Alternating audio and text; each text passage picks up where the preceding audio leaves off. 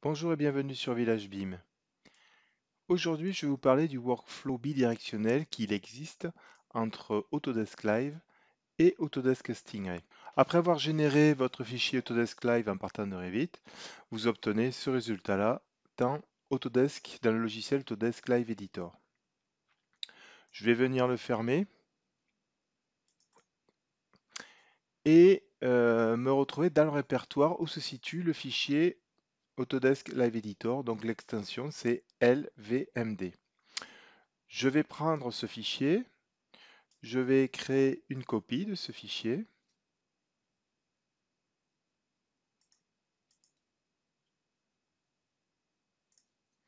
que je vais coller dans ce répertoire. Donc je vais venir renommer ce fichier et changer son extension. Et son extension, je vais lui mettre une extension zip, une archive compressée. Vous répondez oui si vous voulez vraiment changer. Et lorsque vous allez décompresser le fichier, vous allez vous apercevoir qu'il s'agit d'un fichier correspondant aux données que va utiliser Autodesk Stingray. Je vais venir extraire ce fichier zippé en utilisant les outils que vous disposez sur votre ordinateur, notamment extraire le fichier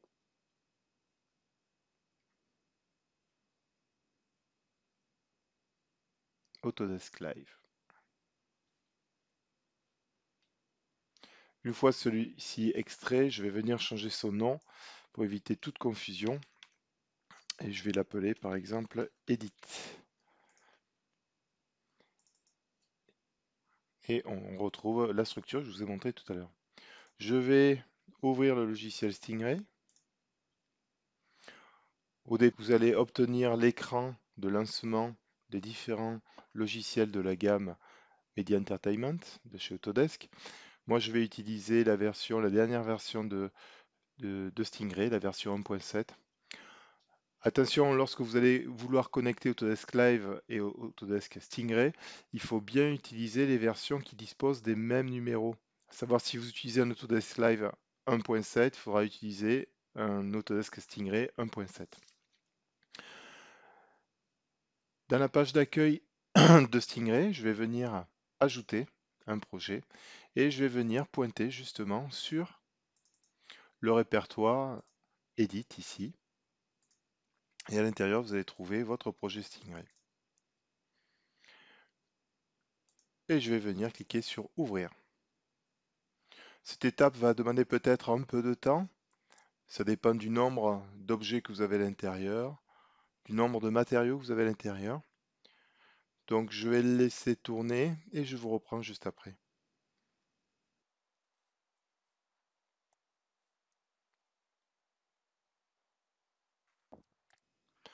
Après quelques minutes d'import et de compilation, vous retrouvez le modèle que vous aviez dans Autodesk Live, dans Autodesk Stingray. À ce niveau-là, il va être possible de faire tout ce qu'il est possible dans Stingray. En l'occurrence, pouvoir modifier des objets par l'intermédiaire de 3ds Max.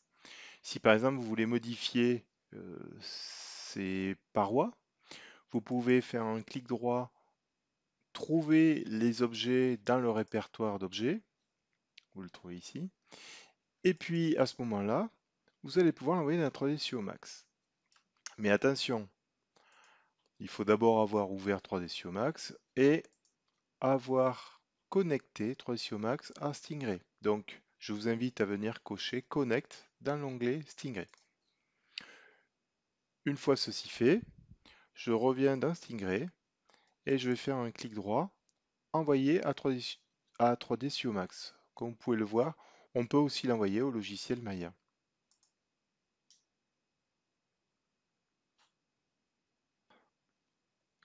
Au bout de quelques secondes,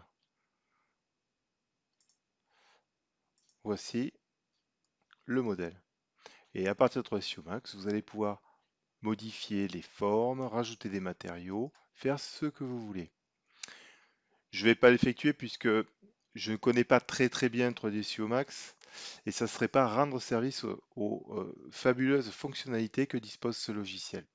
Mais une fois que vous aurez fait les modifications adéquates, vous allez pouvoir cliquer dans l'onglet Stingray, Update. Et donc, il retournera le modèle modifié et mettra à jour le modèle dans Stingray. Ça, c'était la connexion avec 3ds Max. Il est tout à fait possible dans Stingray de pouvoir procéder à des modifications. Par exemple, je vais venir ici à cette table et allez, je vais venir supprimer des choses.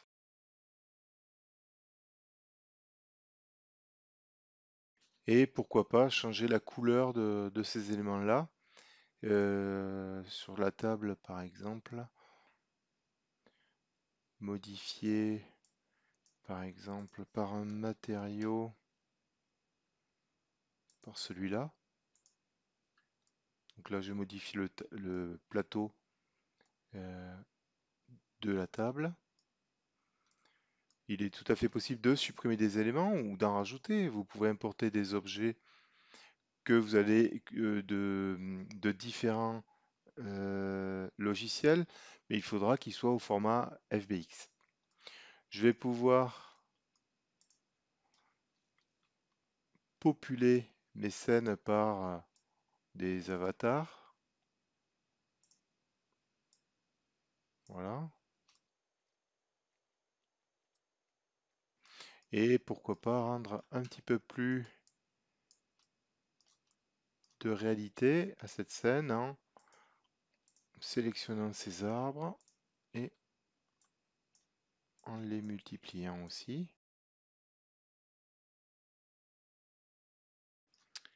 Je vais changer aussi cette façade par un autre matériau.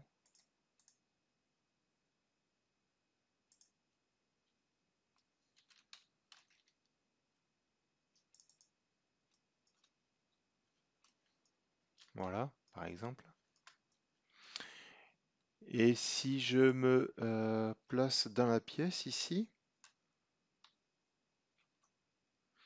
je vais rajouter une probe ici qui me permet en fait de faire des calculs de réflexion dans la pièce.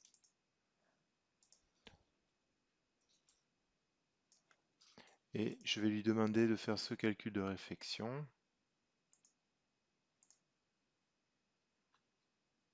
Rendre un petit peu plus réaliste les différentes réflexions de la scène.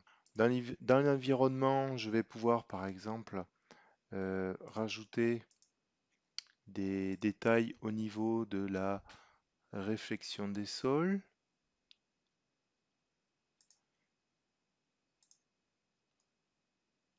Je sais pas si, comme vous pouvez l'apercevoir, on voit ici les réflexions du sol sur le mobilier. Et pour avoir un petit peu plus de réalisme, je peux faire du light baking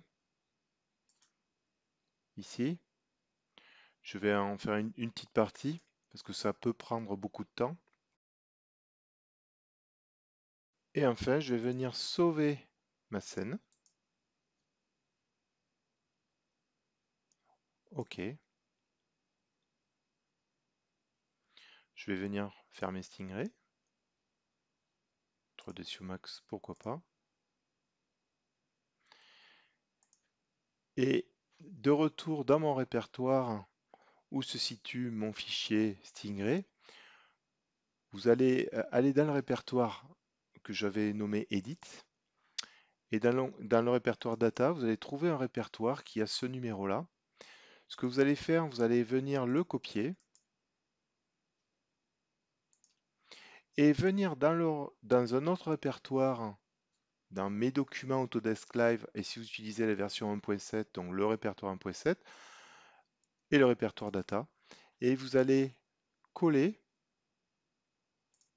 le répertoire que vous venez de copier dans le fichier Stingray. Alors bien sûr, vous allez écraser le répertoire qui est ici.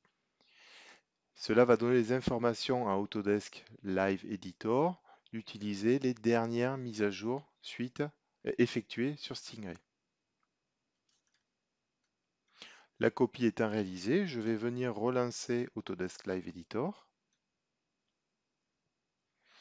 Je vais venir cliquer sur la vignette correspondant au fichier modifié.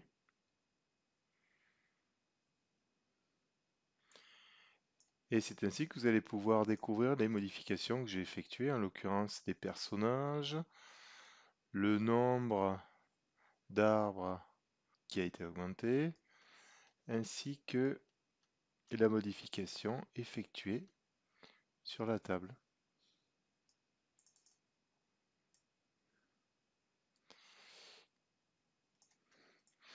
Donc voilà de quoi je voulais vous parler. C'est relativement simple, mais il faut faire attention au mode opératoire à utiliser car il nécessite quelques manipulations. Bon, j'espère que cela va vous aider et je vous souhaite une bonne journée. Au revoir.